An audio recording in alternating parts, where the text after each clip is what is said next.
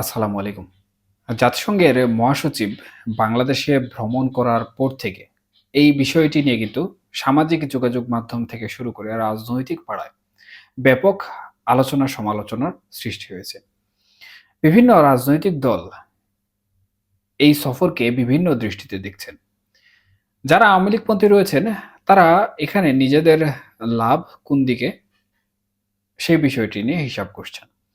যারা বিএনপিপন্থী রাজনীতির সাথে জড়িত তারাও কিন্তু অদূর ভবিষ্যতে জাতিসংঘের প্রভাবে বাংলাদেশের যে নির্বাচন বা বাংলাদেশের যে গণতান্ত্রিক পরিবেশ, সেই গণতান্ত্রিক পরিবেশ ফিরে আসবে কিনা এই বিষয়েও কিন্তু নানা ধরনের হিসাব করছেন।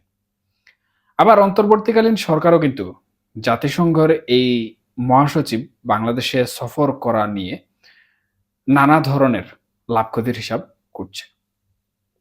এখন অন্তর্বর্তীকালীন সরকার প্রকৃতপক্ষে তাদের কি লাভ বা তাদের লাভের পাল্লা কতটুকু হচ্ছে এই বিষয়টি নিয়ে নানা ধরনের প্রশ্ন ওঠা শুরু হয়েছে।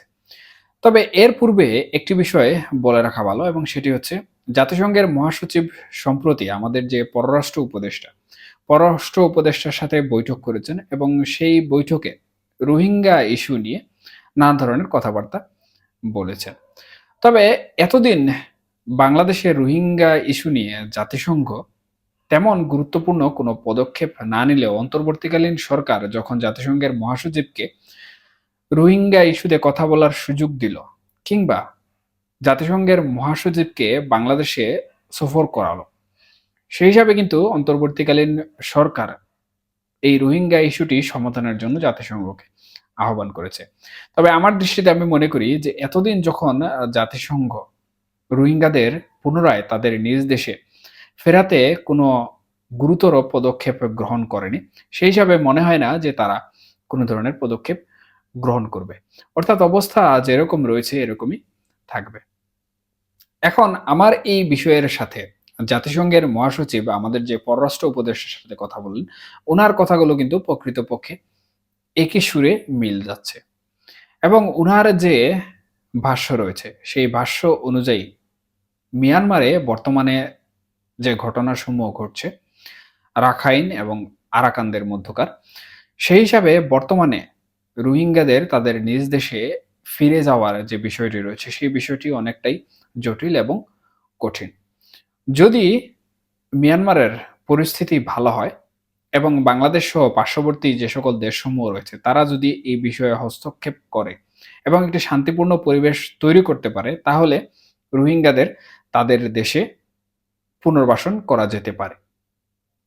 এটি মূলত জাতিসংঘের মহাসচিব কর্তৃক একটি বার্তা এবং এর সাথে সাথে উনি যে বিষয়টি উল্লেখ করেছেন সেটি হচ্ছে মিয়ানমারে বর্তমানে যে পরিস্থিতি ঘটছে সেই পরিস্থিতিতে জাতিসংঘের যে সাহায্য সহযোগিতা সেই সাহায্য সহযোগিতা করার জন্য বাংলাদেশকে এখানে মিয়ানমার করিডোর দিতে হবে। এখন মিয়ানমার করিডোর প্রকৃতপক্ষে কি? মিয়ানমার করিডোর হচ্ছে বাংলাদেশের অভ্যন্তরীণ একটি রুট ব্যবহার করে বাংলাদেশের সমুদ্র সীমার মাধ্যমে আসা বিভিন্ন ধরনের সাহায্য সহযোগিতা বহির্বিশ্ব থেকে যেগুলো আসবে সেগুলো সরাসরি বাংলাদেশের অভ্যন্তরীণে একটি রাস্তা ব্যবহার করে মিয়ানমারে পৌঁছাবে এবং মিয়ানমারে যারা পাবেন এই সকল সাহায্য সহযোগিতা, সেটা হোক শান্তি প্রতিষ্ঠার জন্য, হোক অন্য যে কোনো কাজের জন্য, সেটি মূলত বাংলাদেশের অভ্যন্তরীণ যে রুট ব্যবহার করবে সেই রুটের মাধ্যম দিয়ে যাবে। এখন এখানে প্রকৃতপক্ষে বাংলাদেশের কি লাভ? এখানে আমার দৃষ্টিতে বাংলাদেশের কোনো লাভ নেই। বরঞ্চ আমরা দেখেছি যে বাংলাদেশে যে ভারত এবং চীনের মধ্যকার যে আধিপত্য রয়েছে সেই আধিপত্যকে আরো জটিল থেকে জটিল পর্যায়ে নিয়ে যাবে। কারণ শিলিগুড়ি করিডোর কিন্তু বাংলাদেশের সাথে ভারত সহ অন্যান্য পার্শ্ববর্তী যে সকল দেশসমূহ রয়েছে, যাদের তুমুল শক্তি রয়েছে তারা কিন্তু এই বিষয়টি নিয়ে নানা ধরনের হস্তক্ষেপ বিভিন্নভাবে করছেন। ভারতও এখানে মূলত তাদের এই ছোট যে করিডোর সেই করিডোরকে বড় করার জন্য বাংলাদেশের সরকার প্রধানদের কাছে বিভিন্ন সময় আবেদন করেছে। তবে স্বাধীন এবং সার্বভৌম রাষ্ট্র হওয়ার কারণে বাংলাদেশ মূলত সেই জায়গা বা ভারত কর্তৃক যে জায়গাটি চাওয়া হয়েছে সেই জায়গাটি দিতে নারাজ হয়। এই নিয়ে বিভিন্ন ধরনের সংলাপ হয়েছে, বিভিন্ন ধরনের কথাবার্তা হয়েছে। তবে এই করিডোরটি কিন্তু এখনো যেরকম ছিল ওইরকম অবস্থায় রয়েছে। এখন যদি জাতিসংঘের মাধ্যমে বাংলাদেশে আরেকটি করিডোর সৃষ্টি হয়, যেটি মিয়ানমার করিডোর নামে পরিচিত হবে, সেই করিডোরে প্রকৃতপক্ষে বাংলাদেশের কিন্তু কোনো ধরনের আধিপত্য থাকবে না। জাতিসংঘের জন্য যদি এই করিডোর তৈরি করা হয়, তাহলে সেখানে আধিপত্য থাকবে জাতিসংঘের। এবং জাতিসংঘ বলতে যে জিনিসটি বোঝায় সেটি হচ্ছে কিন্তু আমেরিকা। এখন অনেকেই বলতে পারেন যে জাতিসংঘ তো বা পৃথিবীতে যে সকল দেশসমূহ রয়েছে স্বাধীন এবং সার্বভৌমত্ব, এছাড়াও অন্যান্য যে সকল দেশসমূহ রয়েছে যেগুলোর মধ্যে যুদ্ধ বিগ্রহ চলছে, সেই সকল দেশের মধ্যে জাতিসংঘ বিভিন্ন ধরনের কর্মসূচি পালন করে থাকে। শান্তি প্রতিষ্ঠার জন্য জাতিসংঘ বিভিন্ন গুরুত্বপূর্ণ ভূমিকা পালন করে।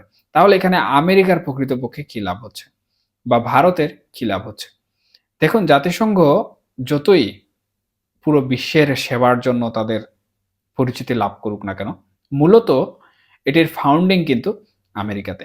এবং আমেরিকা বর্তমানে সম্পূর্ণ বিশ্বের মুরলদের মুরল হিসাবে তাদের তালিকায় জাতিসংঘকেই ব্যবহার করে। এবং এই জাতিসংঘের মাধ্যমেই কিন্তু আমেরিকার যে প্রশাসন রয়েছে বিগত দিন বিভিন্ন ধরনের কর্মকাণ্ড পরিচালনা করেছে বিভিন্ন দেশের মধ্যে, এবং বর্তমান যে প্রশাসন রয়েছে সেই প্রশাসন কিন্তু বিভিন্ন ধরনের কর্মকাণ্ড পরিচালনা করার যে একটি সুযোগ তৈরি করছে, সেটিও কিন্তু আমরা লক্ষ্য করছি।